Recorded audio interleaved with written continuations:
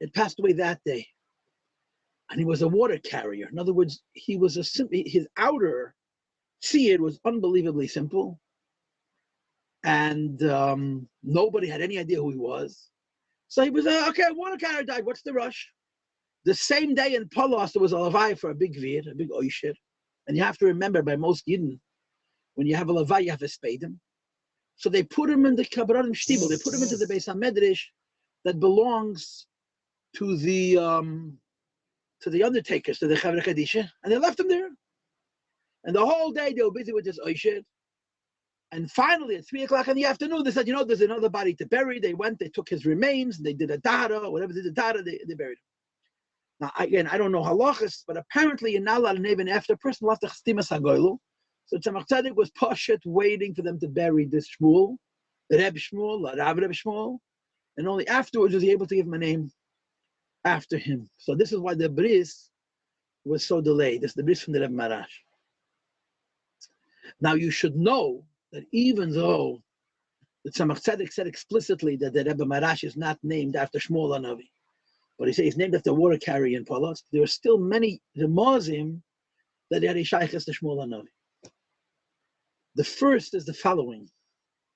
Remember, the Rebbe Maharash was the youngest of the Tzemach Tzedek's children. Tzemach Tzedek was a gigantic Rebbe, huge Rebbe, thousands of Chassidim. They say he had 1 million Chassidim. 1 million Chassidim in those days is not like 1 million Chassidim today. It didn't mean that 1 million people visited Lubavitch. It means 1 million people were connected to Lubavitch. But Tzemach Tzedek was a very gigantic, great Rebbe. And the Rebbe Maharash was his youngest son. The Maharash had an incredibly precocious personality. He was one of those kids that he was just so much fun to hang out with. When people came to Lubavitch, they all made it their business to go over to the Junger and Zun, to the bunch of the shmooze. He was so interesting. He was so smart. He was so confident, and he was so funny. And the Chassidim enjoyed spending time with him. And he was always around his father, versteht sich, Tzemach Tzedek. So once Rosh Hashanah, the Tzemach Tzedek was saying the Maftir, the first day of Rosh Hashanah, which is of course the story of Tfilas Chana and Nevuas Chana, right? Where Chana comes and she davens. And then of course the Rebbe Shmuel HaNavi is born. And then she praises the Eibishter for the gift of this Tzaddik, Zera Nashim, Shmuel HaNavi. And she leaves him in the Beis HaMikdash ad olam. 50 years he served the Jewish people. And of course, the way the story goes, that the first time she came, Eli HaNavi, Eli HaShoifet, who was a Kohen Gadol, he thought that she was drunk, and he reprimanded her for acting drunk. And she said, no, I'm not drunk. I better know the story in the Navi. So she came back 2 years later to bring her son and leave him permanently in the Beis HaMikdash. So she went over again to Eli HaNavi, Eli HaShoifet, and she said to him, Chai Hashem, I forgot the pasuk, Chai Hashem, v'chei nafshecha. And she told him, El Hanar Hazeh Hispalot. This is the boy that I remember I came 2 or 3 years ago and you criticized me and you called me shikir. This is the child that I davened for. So the Tzemach Tzedek said the Haftarah of Rosh Hashanah. And he said the word, El Hanar Hazeh Hispaloti. Those who were close by saw that he pointed at the Rebbe Maharash. He pointed at the Rebbe Maharash. So apparently there was some connection between the Rebbe Maharash and Shmuel HaNavi, even though he's named after somebody else. And the second connection is really very compelling. It's a very strong connection. And this we know from the Rebbe's Rishimis. It wasn't revealed after Gimel Tammuz, that the Rebbe Maharash suffered from a lot of illnesses. He was very sick. And he hid them from his father. He didn't want his father to know. I mean, people explained to me that he had leukemia. Somebody told me that the symptoms that are described, that in his blood he had white pus, that he had leukemia. And he didn't want his father to know because he didn't want his father to have his nefesh. Eventually his father found out, but by that point he was so ill that it was much harder. Tzemach Tzedek was not going to help him as a doctor, it was going to help him as a Rebbe, it was more difficult. And the Rebbe, the Tzemach Tzedek said, as I should, I didn't know sooner. If I would have known earlier, I would have been able to give you more arichas yamim. And then he said, I wish you should live at least the years of Shmuel HaNavi, which is 52. Paltiel, the Rebbe Maharash, lived only 48 years. And there's a remes. You may say no Bohem. Bohem is 47. Imakoil is 48. People continuously pointing out that I've made a mistake. Bohem is 47, but the Rebbe Maharash lives 48. There's B'Yimei and Bahem, and then the Shivim Shon, and then the Shmeini Shon. The Maharash lived 48 years. Lived 4 years shy of Shmuel HaNavi. And if you're familiar with the Rishimus of the Rebbe, you know that the Rebbe Maharash was actually supposed to live more. He gave up his life so the pogroms in Russia should stop. I don't know if I'll have time to get to that part of the story, but he actually ended his life. I mean, the way a Rebbe does, earlier, the pogroms should stop in Russia. That was 1882 at the time. The Rebbe Maharash was a wunderkind. He was an extraordinary child. Everything about him was special. He was beautiful. He was very, very smart, incredibly smart, and so confident. He had such confidence and such happiness of life that he was just a contagion. He was the kind of kid who just raised everybody above him around. He was a shtifer. You know, we know, if you're familiar with the Lubavitcher Rabbeim, some of the Lubavitcher Rabbeim were never children. You know, the Rebbe Rashab was never a child. The Rebbe's mother said about the Rebbe, he was never a child.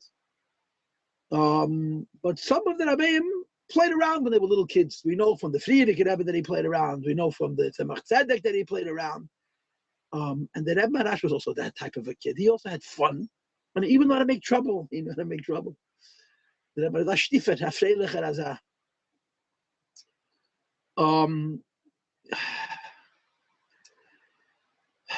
So there are a few stories about his childhood that we know. One of the stories is that there was a Yid, a Gvir, a rich man, who traveled a lot for business, and he became very friendly with the Rebbe Maharash. Like I said before, if you visited Lubavitch, one of the stops was the Rebbe Zun. You wanted to speak to this boy because there was something about him that was just so special. Anyway, he discovered that the Rebbe Maharash had a hobby. The hobby of the Rebbe Maharash was that he used to carve. He had carving tools. The Rebbe Maharash was a very exact, precise man. Carving tools, and he used to carve out of wood, out of clay, out of stone, different kind of shapes and forms. As a child, it was a hobby. As an adult and as a Rebbe, he did it for health. He suffered a lot with his fingers, with dexterity in his fingers. So doctors told him that he has to do fine motor work to keep the nerves working in his fingers. So he used to do carvings even as a Rebbe. Amongst the carvings that he did as a Rebbe was that in Lubavitch, in the Zal, the great Kleiner Zal, the great Zal, they had chandeliers. Handmade chandeliers from the Rebbe Maharash. And apparently the craftsmanship was perfect. The Rebbe Maharash also made a number of Megillas. I think he made 6 Megillas, Megillas Esther, and they're extant. People actually have the actual Megillah that the Rebbe Maharash wrote, B'Ksav Yad Kodshei, and he gave it to each one of his sons and each one of his son-in-laws. And some of these Megillas are extant. There's a mishpacha that actually has shown pictures of this Megillah of the Rebbe Maharash. And he did all kinds of things using his hands. Of course, you all know that we visit the Rebbe's room. If you walk into the Rebbe's room, diagonally across from the door, there is a round table that's always covered with a plastic and a shmat and a cloth from bima for kisatera.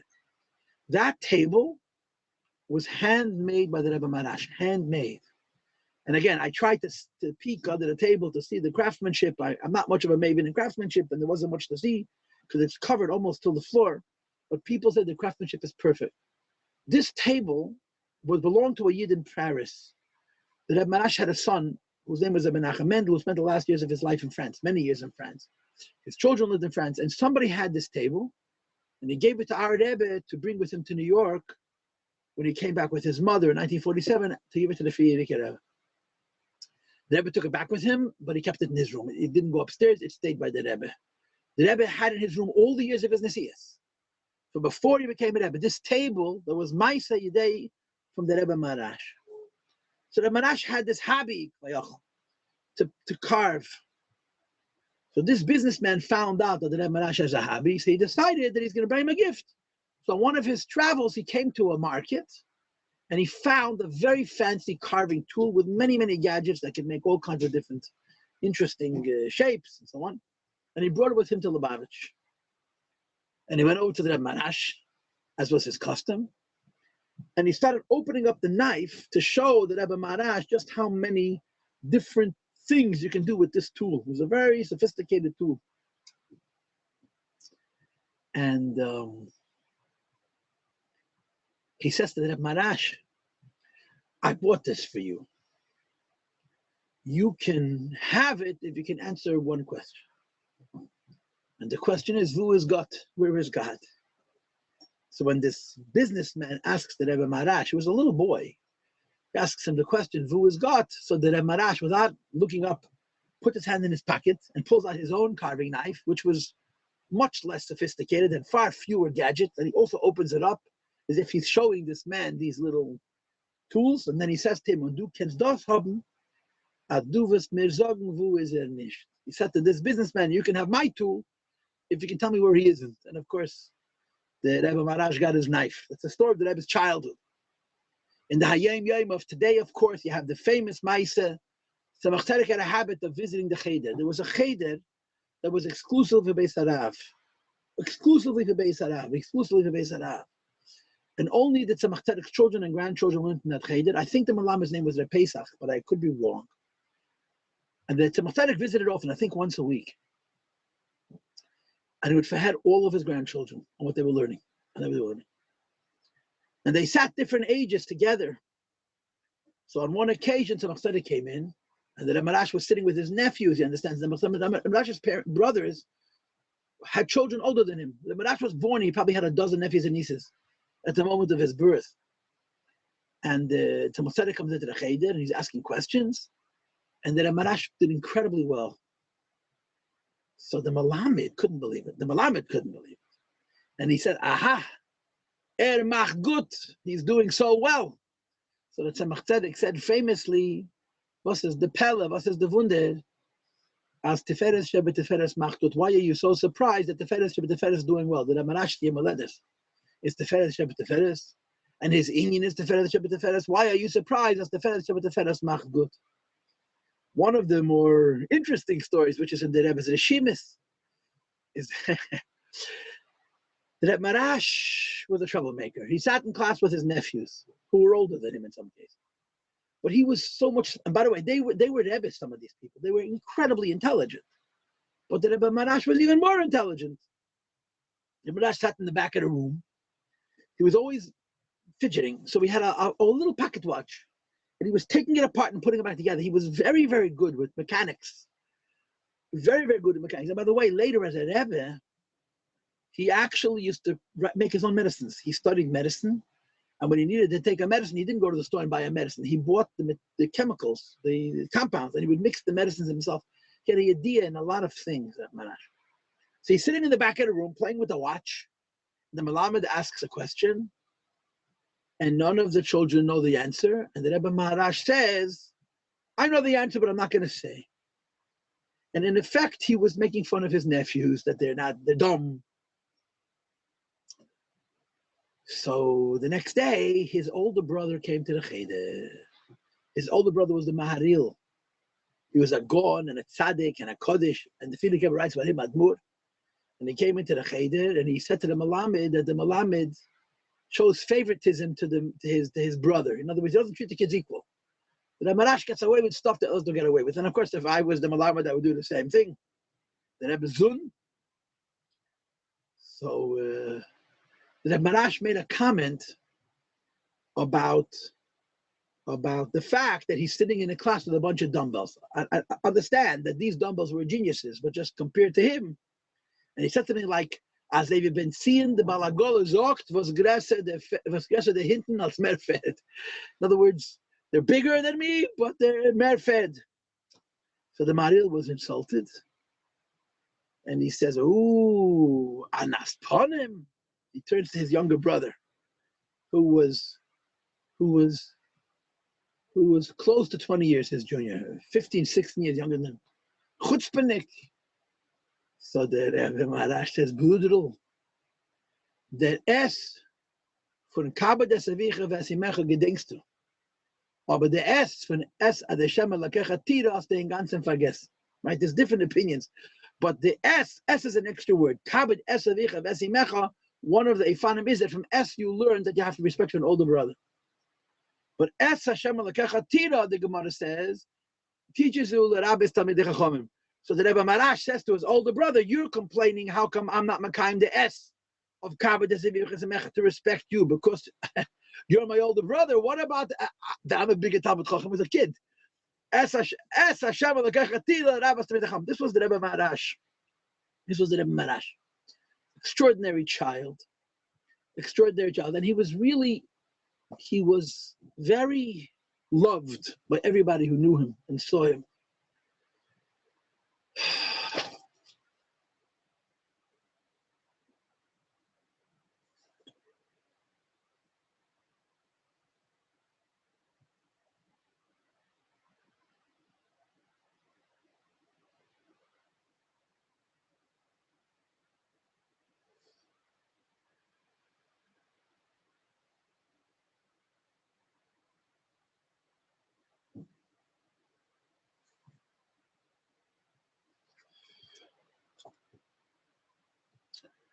One of the other stories that happened, I'm sorry, I just looked at my notes. One of the other stories that happened during the Maharash childhood, which is very interesting, and the stories in two different places in Lakuta Debudim, which he knew him, was the following. The Rebbe Maharash used to learn Mishnayos Baal Peh. All of the children in the house learned Mishnayos Baal Peh, and the Tzemach Tzedek would give them money for it. And they got a certain amount of money for every Pedic, or every Masechta, or every Seder that they chazed. But they didn't get the money right away. It stayed by the Tzemach Tzedek. There was an account. And when they needed the money, they would come and ask him for money. One day, the Meiches Sfarim comes to Lubavitch. The Sfarim seller came to the Tzemach Tzedek in Lubavitch to sell Sfarim. Now, in those days, when you bought Sfarim, there were two separate things. There were gebundene and nish gebundene. Sfarim were not sold bound. They were just sold printed. And then you had to bind them. Especially Yidman, there was a bookbinder. It was a separate geschäft. So you had Tzemach Tzedek Sfarim gebundene and nish gebundene. Some Sfarim were bound, some Sfarim were not bound. When the Sfarim that were bound were kept in open bookcases. The Sfarim that were not bound were kept in closed bookcases. So the Meiches Sfarim came to Lubavitch. He sold Sfarim to a lot of people. The Tzemach Tzedek bought a ton of Sfarim. I don't know, a bookcase worth many Sfarim. The Rebbe Maharash was absolutely obsessed with Sfarim. He loved Sfarim. And he used to read the Hagdomis of the Sfarim. But I used to say, I only read the Hagdom of the Sefer when the Hagdom Alein is a Sefer. I don't read Stam as a Hagdomis, introductions to Sfarim. I only read introduction to the Sefer when the introduction itself is a Sefer. So he came to his father, to the Tzemach Tzedek, and he asked him, I think, for 3 ruble, which was money. Tzemach Tzedek says to him, why do you need the 3 ruble? He says, I want to buy Sfarim. So the Tzemach Tzedek says to him, the Sfarim was the host shoin Mr. Klar. The Sfarim that you already have, you know. So the Rebbe Maharash laughs and says, Papa, you got 7 bookcases of open, and 4 bookcases of closed. These numbers are arbitrary. He says, you have so many bookshelves, bookcases of Sfarim that are open, that people could see the books. Then you have so many bookcases that are closed. And you just bought a whole bunch more. He says, do you know all the Sfarim you have? So Tzemach Tzedek said, of course.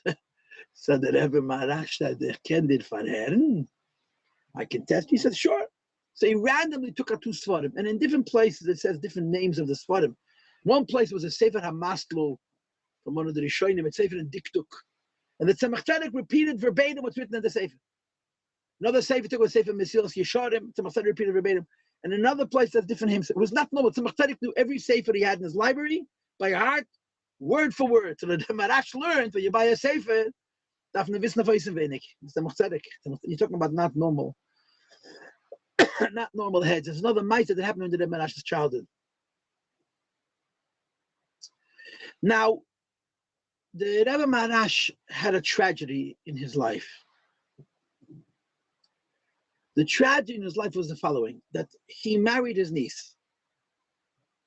There's a Rishima called Harabonas Rivka, and in that Rishima it says that there was a bit of a Chalukah between 2 of the brothers, which niece he would marry. There's a mashmos darshan that maybe it created a kapeda. He married his niece, his brother's daughter. And the brother whose daughter he married was Chaim Shneir Zalman. He's the one I mentioned before that the Tzemach Tzedek used to call him mein Lamden. Of the Tzemach Tzedek's children, he was the biggest Lamden in Nigla. Anyway, right after Sheva Barachas, she got sick. And 3 months later, she passed away. And by the way, now in Lubavitch, I have a friend who's working on redoing the Beis HaChaim in Lubavitch. So they actually found the oil of the Rabbonis, and they actually put up 4 tziyunim to represent the middle Rebbe's Rebbetzin, the Tzemach Tzedek's Rebbetzin.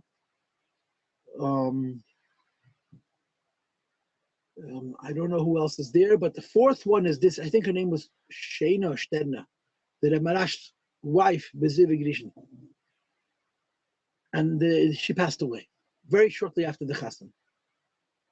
He was born Tzadik Daled. The Chasna was the Tafresh Zayin, Tafresh Ches. Now, the Tzemach Tzedek had a minig. Tzemach Tzedek had a custom. The custom was that when he wanted all of his children to remain in Lubavitch. He wanted all of his sons to stay in Lubavitch. And he really didn't, he didn't accomplish it 100%.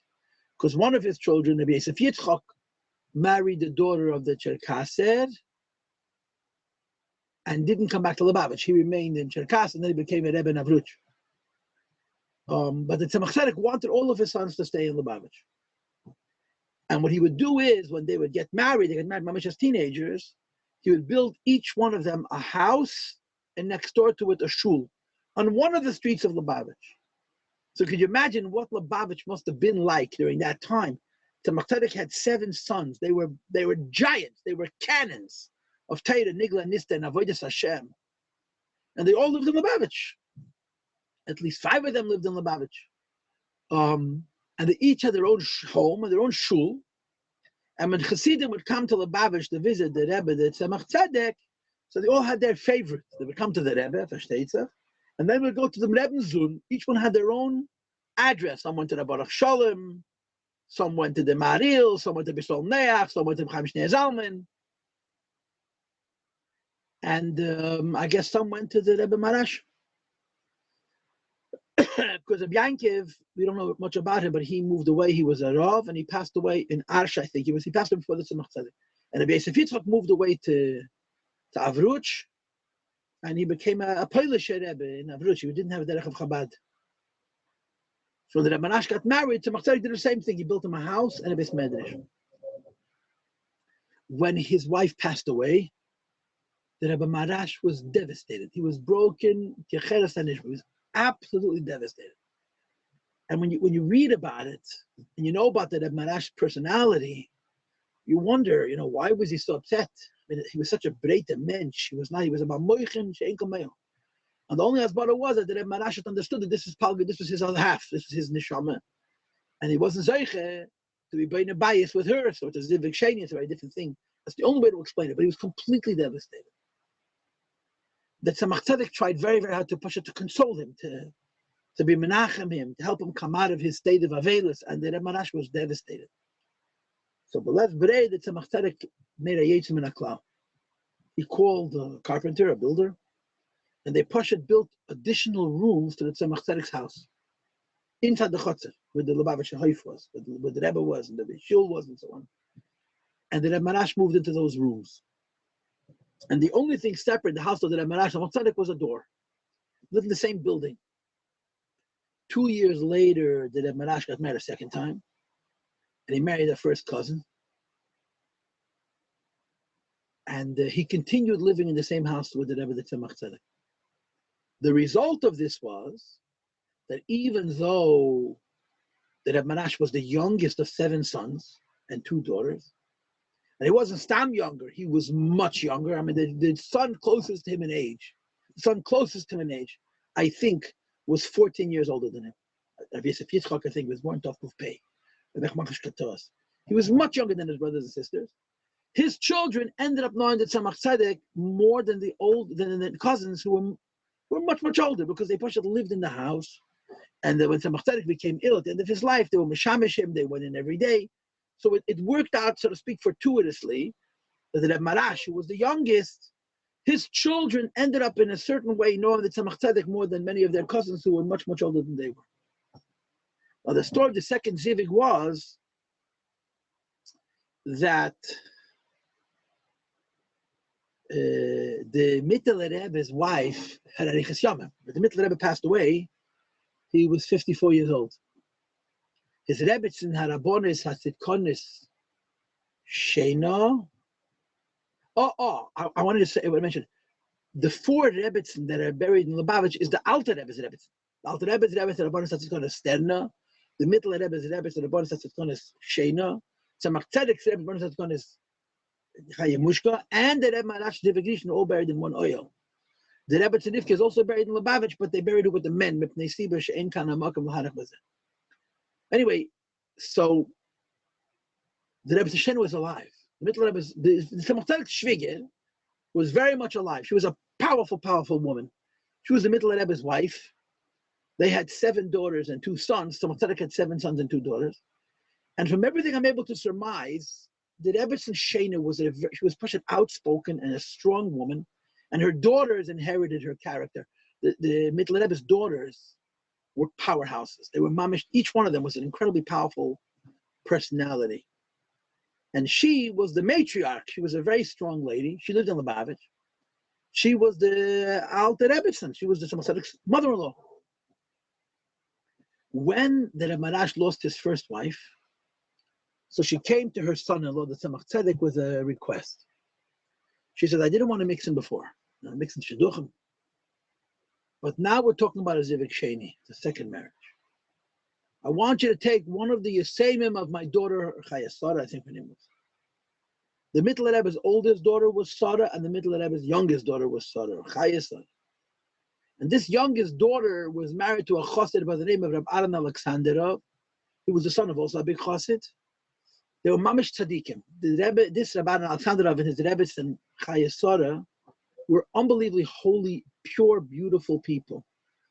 But they passed away very, very, very young and left 2 daughters. When they passed away, the daughters, I think, were 8 and 10 or 10 and 12. They were girls, kinderlach. And Rebbe Senifke, who was the younger of the 2, described to her grandson, to the Frierdiker Rebbe, in a Reshima, which is now printed, called the Rabbanon Satzikon Rivka, that her early years of life were so unbelievably holy and peaceful and beautiful. And then all of a sudden it was dark. Both the parents passed away. Initially, Rabbi Aaron Alexanderov's parents adopted them, and it didn't work well. So the Rebbe Shena took them to Lubavitch, and she raised them. So now that the Maharash lost his first wife, so she came to the Tzemach Tzedek and said, "Listen, before I didn't mix in. Now it's a Zivik Sheni. You have to take one of Chaya Sarah's daughters. In other words, it's the Maharash, the first cousin." So the Tzemach Tzedek said to his shviga, they played hardball, these people. She says, I have an offer for a shidduch from Dubrovna for 28,000 ruble. 28,000 ruble. It's like millions of dollars. It's a hamoin mit geld for a shidduch. What are you offering? So the Rebbe and Shena said, I don't have 28,000 ruble. Oh, but I don't know what the cheshbon of 25 years, but that's what she said. I have 25 years of, quote, the wife of a Rebbe is a Rebbe. She was the Middle Rebbe's wife. So she said to him, Ich bin ihm great abzugeben 25 Jahre Eishes Chava Gechaver. If you'll agree to the shidduch, I will give him, that means that Maharash, the koyach of 25 years, the wife of a Rebbe is a Rebbe. And the Tzemach Tzedek said, that's a deal. That's a deal. Now they have to make a shidduch. So there's a very poignant Reshima. It's printed now in that Rabbanon Satzikon Rivka, how the 2 girls came in together. The older girl was Gittel, the younger girl was Rivka. And the Tzemach Tzedek wanted the younger one. But he also did not want to embarrass the older one.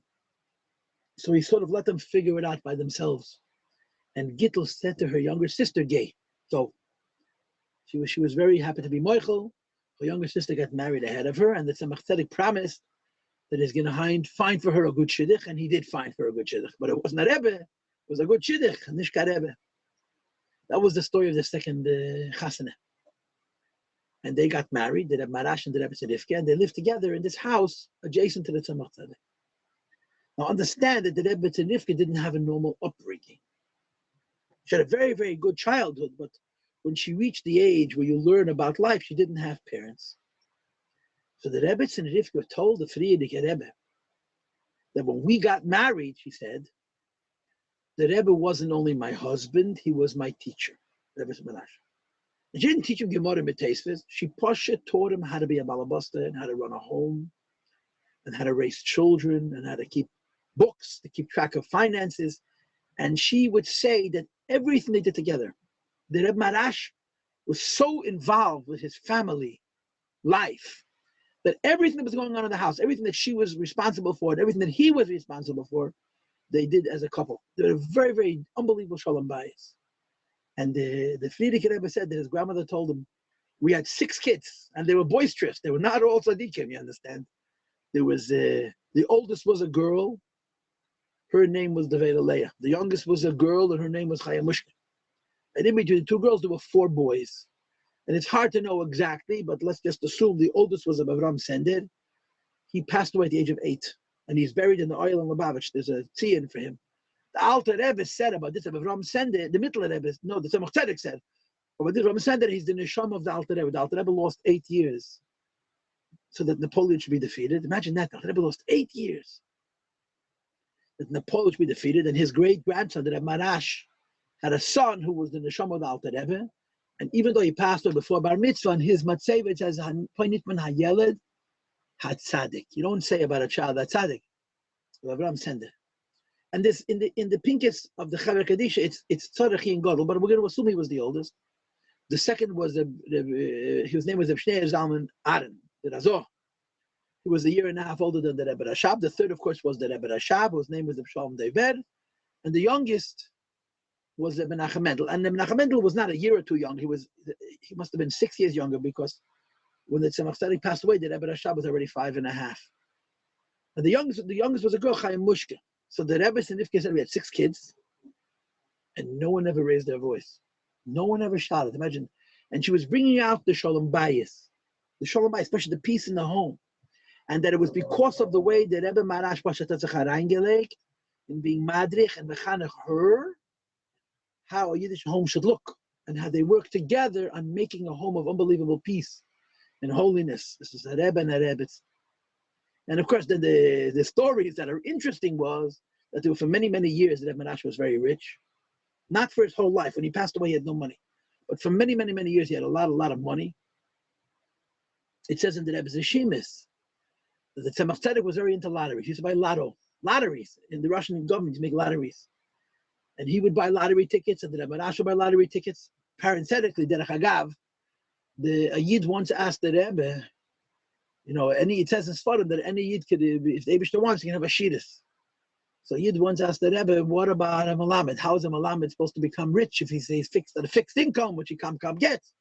So the Rebbe said he should buy a lottery ticket. They make a keli for a shidduch. They found that in the Rebbe's Yeshimis, that the Tzemach Tzedek wrote pidyon.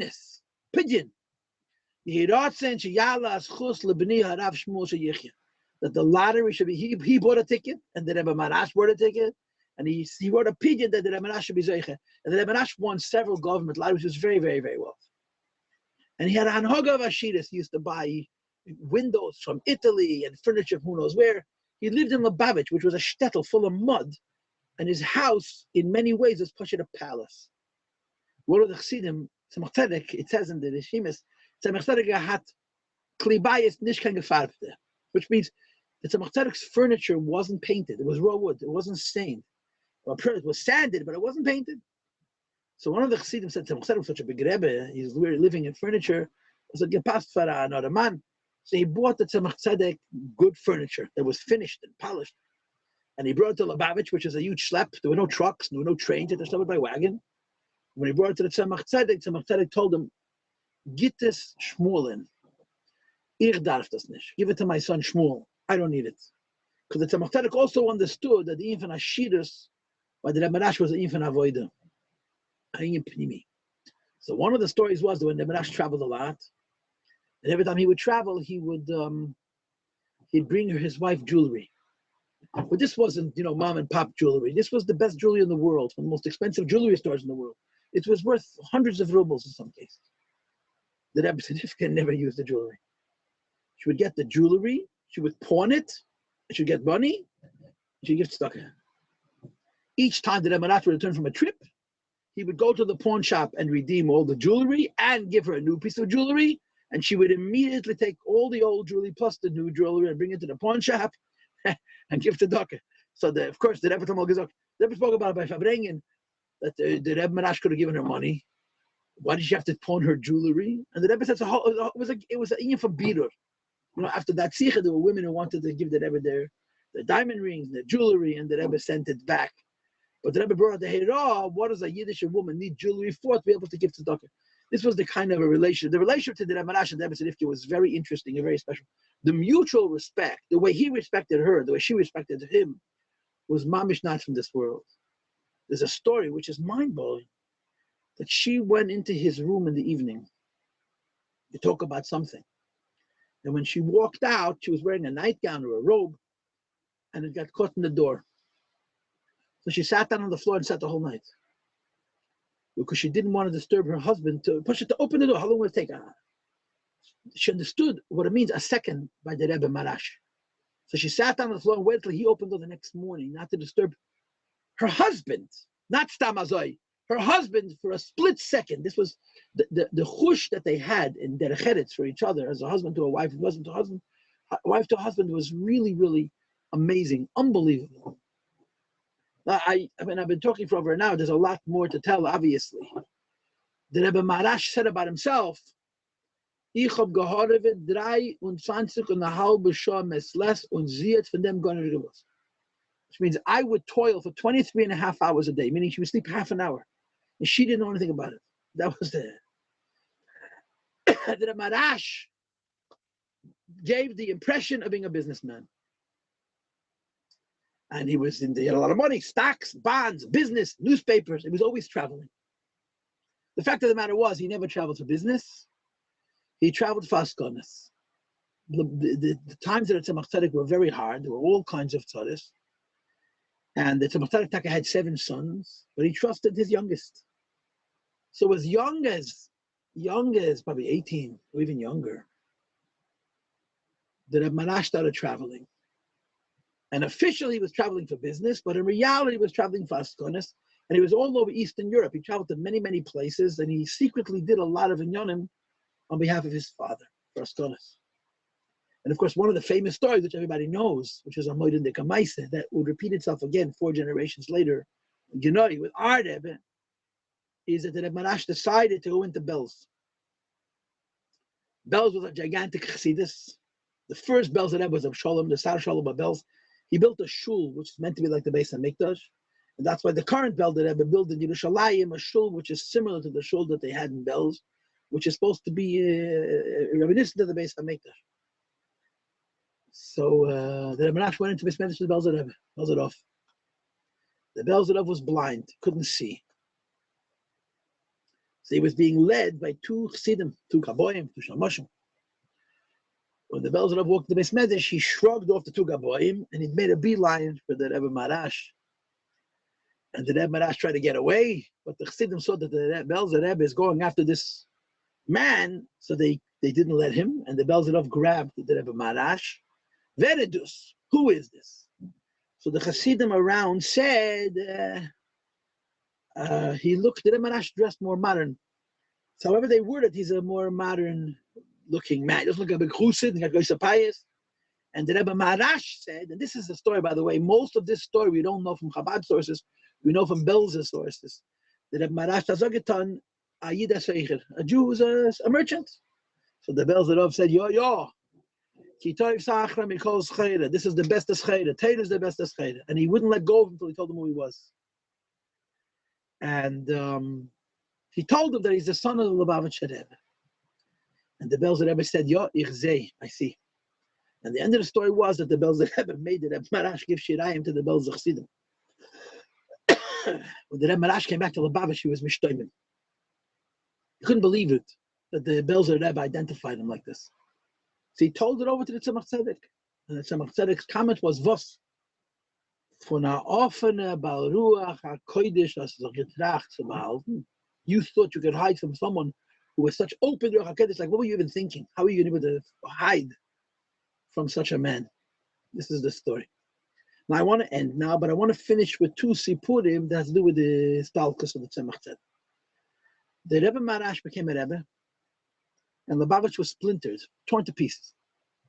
Lubavitch, which had been such a gigantic and organized Hasidus, was divided up into 4.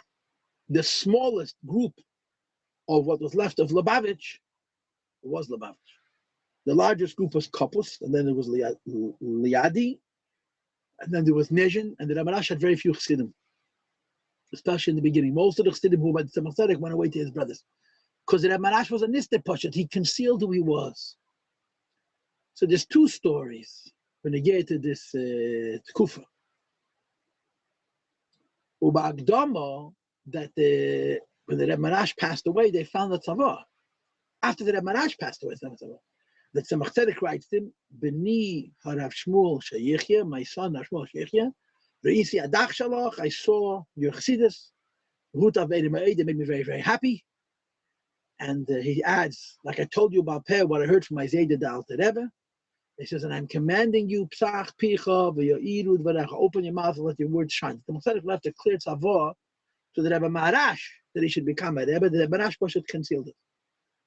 And one of the most interesting details about the Rebbe Maharash is that 6 months before his father passed away,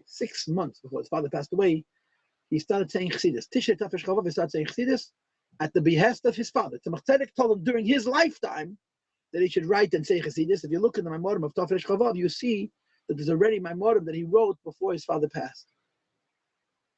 Now, there are two stories that are contextually relevant. The first is as follows. The Maharash and Tzemach Tzedek lived in the same house. And the Maharash had a lot of geld, yeah? So people came to take loans all the time. Amongst the people who came to take loans were relatives, nieces, sisters-in-law, cousins. So a woman came into the Rebbe Maharash's apartment, and she said to the Rebbe Tzedek, Shmuel, where's your husband? She called him by his name, Shmuel. So the Rebbe Tzedek answered, Bam Shver, he's by the Tzemach Tzedek. She was a member of the family, so without thinking too much about it, she went across, she walked through the door that separated two apartments, and she walked into the Tzemach Tzedek's dina. Tzemach Tzedek lived alone. His wife, his Rebbe, had already passed away, was very quiet. And she comes closer to the Tzemach Tzedek's Yechidus room, and the door's open. And she hears an argument between the Tzemach Tzedek and the Rebbe Maharash. Tzemach Tzedek says to his youngest son, sit down on my chair. So the Rebbe Maharash says, I can't sit on your chair. And the Tzemach Tzedek said, again, sit down on my chair a few times. And finally he said, I'm commanding you, sit on my chair. Tzemach Tzedek, so Tzemach Tzedek said, if you don't sit on my chair, you're going to suffer. And the Rebbe Maharash said, in other words, she overheard the Tzemach Tzedek said to the Rebbe Maharash, I want you to sit in my chair, so you should be my successor. And if you refuse to sit in my chair, you're going to suffer. The Rebbe Maharash walks out, and she's right there. She heard the whole conversation, which meant that there was a witness who just heard the Tzemach Tzedek coronate the Rebbe Maharash. And the Rebbe Maharash turns to her and says to her very sternly, "Was du hast jetzt gehört, wird keiner nicht wissen. Und du wirst mamshach sein, rufen wir Shmuel also wie bis jetzt." He says, the story, what you just overheard, no one's allowed to know. And my name is still Shmuel, not Harav Shmuel, not Reb Shmuel, not Harav Reb Shmuel. You're going to call me the way you called me until now. So she kept the secret until the Tzemach Tzedek. And then she was Mefarsim, the Maise, that she overheard this inyan. And the second sipur, this is already in follow Khan's Maisis, it's the Maise with Greinim. It's a famous story that when the Maharash Tzemach was nostalgic, it was fire in the Lubavitch. You had 5 brothers who were Lubavitch at the time. One of them refused to be a Rebbe, the oldest. Our Rebbe's grandfather's grandfather, who was really entitled to the position, said he's not becoming a Rebbe. He became a Rebbe, a chassid of his youngest brother, the Rebbe Maharash. He was mamish 30 years older than him, 28 years older than him, 27 years older than him. And the other 4 were Rebbes, Maril, Marshaz, Marin, Marshaz, and then of course the Rebbe Maharash. And they were Kpedis and they were counter Kpedis, and Chassidim was a fellow. The brothers amongst themselves got along well, but for the Chassidim was fire. Greinim was a young man, and he didn't know what to do, and he was also very afraid. So he met his mashpia. Who was his mashpia? He had 2 mashpiyim, Greinim. Greinim's mashpia in Haskalah was a Shmuel Bebarisve, the Rashdam. His mashpia in Vos Arum Chasidus is mashpia in Shimusha Shel Teira, in Chasidische Sipurim, Chasidische Werter, was the Zembin Rav, whose name was Avramke Zembin. His last name was Landa. He was a Zayda of Rabbi Yankov Landa. Rabbi Yankov Landa and Rabbi Yehuda Leib Landa, the Rabbanim of Bnei Brak. So the Rashdam was in Lubavitch. So the Greinem, he was Mamash, a younger man, went over to his mashpia. I said, what should I do? Call my these big tzaddikim, the Tzadik's children. And there was fire. Fighting in the streets came out. How do I choose? So the Rashdam said to him like this, I'm not going to tell you what to do. I'm going to tell you a story. He told him the following story. That one time the Tzemach Tzedek said a Maimon Chassidus, and in this Maimon Chassidus he contradicted something he says in Eitz Chaim, something he says in Kabbalah, of that Arizal, which is a no-no. You're not allowed to contradict that Arizal. So after the Rebbe, the Tzemach Tzedek said the Maimon, there was Chazorah, the Chassidim reviewed the Maimon, and by the Chazorah, the question about the Stira and the Eitz Chaim was brought up. Tzemach Tzedek said different Eitz Chaim. And there was a big discussion, and people gave different answers, but everybody was very comfortable leaving the question Azoy, and they left. The Shmuel Ber said, this question left me no rest. It bothered me. How could the Tzemach Tzedek say Hepech and Eitz Chaim? So I decided I got to find an answer. So I went to one of the brothers. I came into him. He says, you probably hear about the Eitz Chaim. I said, yeah. So he talked to me for a while, and he gave me Terutzim. Not bad, but I was still not satisfied, and I left. Then I went to a second brother. And I walk, and he says, yeah, what do you want? I said, I have a problem with Eitz Chaim. Oh, the Eitz Chaim. And he also talked to me for some time, gave me some clarity. Nice, but I wasn't satisfied, and I left. I went to the third brother, and the third brother said, yeah, what can do? I said, the Eitz Chaim. He says, which Eitz Chaim? I told him the Eitz Chaim. He said, oh, yeah. And he also talked to me for a while. He says, 2 o'clock in the morning at this point. I'd been to a few of the different brothers. I never thought to go into the youngest. He was a modern man. He was a businessman. And I see that the light is on. So I was to go to knock on his door, and then I had a premonition. Before I knocked on the door, in those days they didn't have window shades. They had what's called shoibin, shutters. They were outside. And they had slats. And if you could peek through the slats, you could see what's going on inside. And he peeked through the slats, and he saw that Maharash sitting by a table, both his head in his hand, and he was totally engrossed in the Eitz Chaim. He was struggling to understand how you can explain the Tzemach Tzedek, but the Arizal. So he knocked on the door. Verida, who's there? Shmuel Ben. 1 minute, the door opens, the Eitz Chaim is gone, and all over the table there's the stocks, the business pages of Berlin and Paris and London and whatever other countries, stocks and bonds. And the Shmuel Ben says to Rebbe Maharash, what do you want? He says, I have a kasha. A kasha in what? In the Maimon. He says, to me? A kasha in the Maimon coming to me? Go to my brothers. So Shmuel Ben says, listen to me. He says, if you help me, it's good. Otherwise, tomorrow morning, the whole of Bahavish is going to know what I saw through the window. Because before I knocked on the door, I looked through the window. So the newspapers went away. And the Eitz Chaim came out. He says, we talked till the morning. And he says, they drank tea. I once heard a version of the story that in the morning, that Maharash told them exactly how many cups of tea they drank, and at which point in the conversation they had stopped to have another cup of tea. But I don't know. He says, and the clarity that I heard that night, said the Shmuel Ben, the Greinem, I never heard. So he says, I'm staying in Lubavitch. I'm not going to tell you what to do, but he says, you should find your own path. And of course, Greinem chose to stay in Lubavitch. The Maharash became a Rebbe. He had very, very few Hasidim. Of course, I'm out of time, but the iskashus that existed between the Rebbe Maharash and his Hasidim was extraordinary. It was the most special iskashus. They were a few, but they were deeply connected.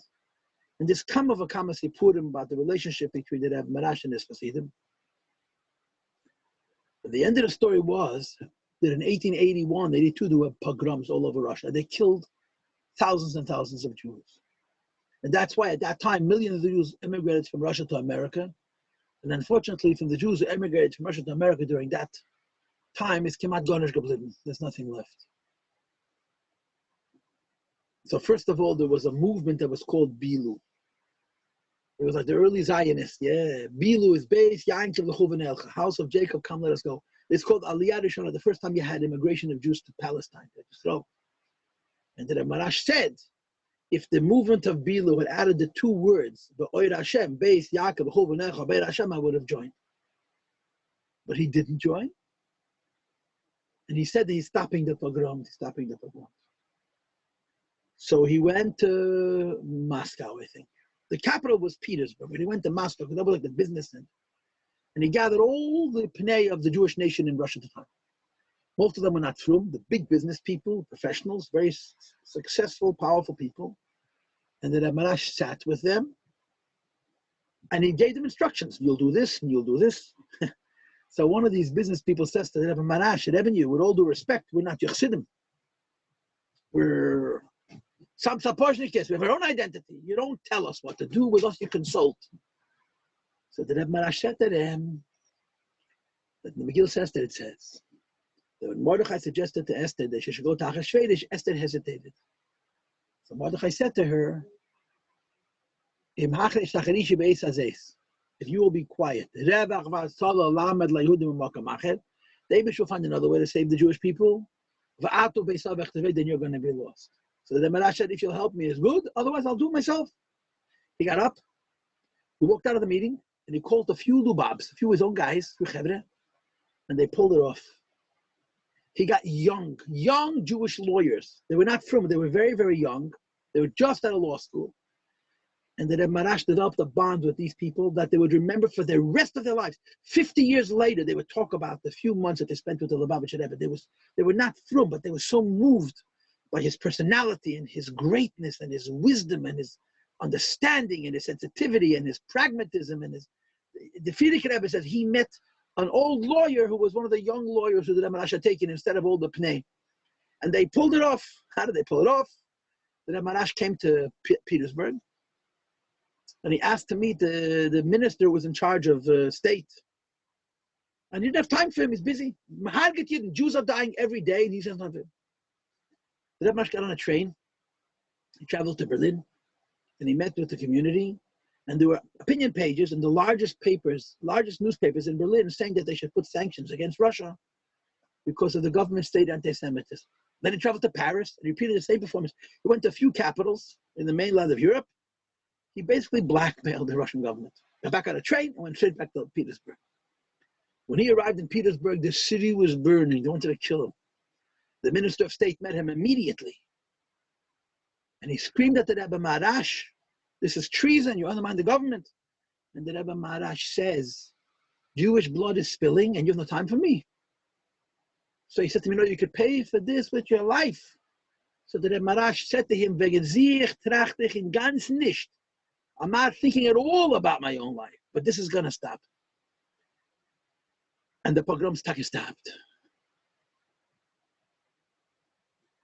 That Erev Rosh Hashanah, he called in his Rebbe, the Rebbe Tzidifka.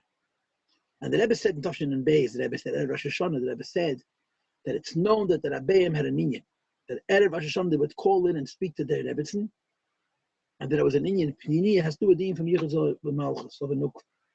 So he called in the Rebbe Tzidifka and he told her, amongst other things, Ich soll haben Laban Beis Aliyas Lamailo, und du wirst haben Laban Beis Aliyas Lamata, which means I'm going to have 32 Aliyas, ascents over there, and you're going to have 32 Aliyas over here. What the Rebbe Maharash meant to say was that after his Histalkos, they printed a sefer of his Chassidus called Lekutei Teira Al Gimel Parshias that had 32 Maimorim in it, and the Rebbe Tzidifka would live another 32 years. When he told this to his wife, she started to scream. Was redest du, du hast noch kleine Kinder? What are you saying? You have little kids. Chayamushka was, I think, 7, the youngest daughter. And the Rebbe Maharash said, Azei dav zayin. This is how it has to be. 2 weeks later to the day he passed away. And the mashmoah says that he poshet, gave away years. Again, his father said, Vishmol Navi, so it meant he lost 4 years or so. That the pogrom should stop, and the pogroms stopped. And the end of the story was they took his pocket watch, and into the pocket watch he put a match or a toothpick, so that when the hour handle would reach a certain point, it would stop.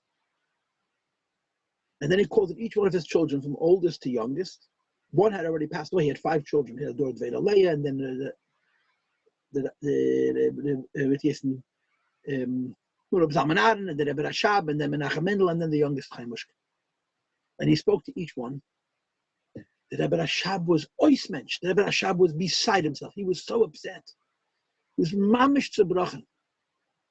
The last person he spoke to was his 7-year-old daughter, Harabonas Chaya Mushka. She was the Friedekebb's Mechatenes there. Her son, Menachem Mendel Horenstein, married the Friedekebb's younger daughter, whose name was Shena. In other words, the Menachem Mendel Horenstein was actually the Friedekebb's first cousin. He married the Friedekebb's daughter. And he said to her, Ich hab dir gedacht für into the chuppah. I was supposed to take you to the chuppah. But plans change. This was the story, the Stalkus of the Rebbe Maharash. There's more to tell. I'll just finish with one. Maiseleh. I had a Malawid whose name was Rabbi Fuchs. I think his name Shmuel Tzvi, Shmuel Hirsch Fuchs. Maybe I'm saying his name wrong, but his name was certainly Shmuel or someone like Tzvi. I don't know what my schus was. Whenever I would see him, and I'm talking 30 years after I learned by him, literally, he would tell me a story.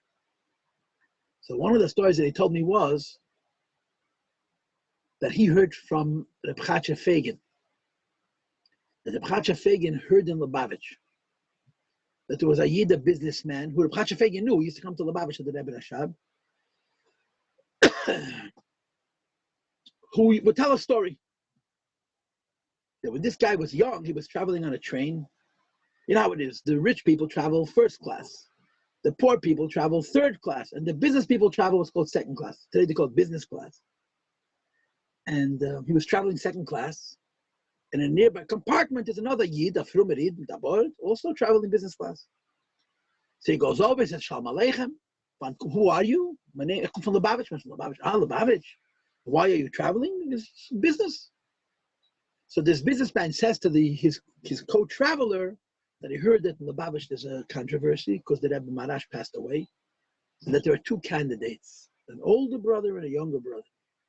He says, but I have my sources, and they tell me that the younger one is going to be Rebbe. What can you tell me about the younger brother? So this businessman says in Yiddish, was it is it, aber zum Taten kommt er nicht. Whatever he is, but he's not his father. That's the point. They come to the next station, and there's hundreds of chassidim waiting on the platform. This businessman gets out of the train. He says, what's this? What are you all doing here? He says, what's hey? So we came to Makal upon the Rebbe. He asked the Rebbe Rashab his opinion of the Rebbe Rashab, you understand? So the Rebbe Rashab said to him, was it is it, aber zum Taten kommt er nicht. So he said, this is his damnus. So he got off the train. He took a hotel and he made a yechidus and he went to the Rebbe Rashab to ask agents for business. And apparently he got good advice because for the next 30 years he used to come to Lubavitch. Okay, Kindle, thank you for listening. Thank you for listening and thank you for listening. A gute Nacht. It was on Zugebund, Rabbi Seibner Siyenu. It was Hoben de Gula Shleimet. You know, the Rebbe Maharash didn't just say Lechatchila Rebbe. He was Lechatchila Rebbe. Everything about his life and his personality was Lechatchila Rebbe. No, it's as I not Mosai. The Rebbe spoke this time of year. Lama Nigora is a cry for the Gula Shlema. So I'm a pale mamish. Okay, a good night, everybody. Be well and cult of Stella.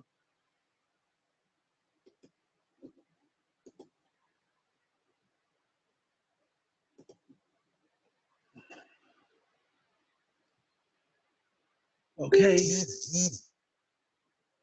Okay. Anybody home? Okay, so we're done. Yeah, we're finished. Yeah.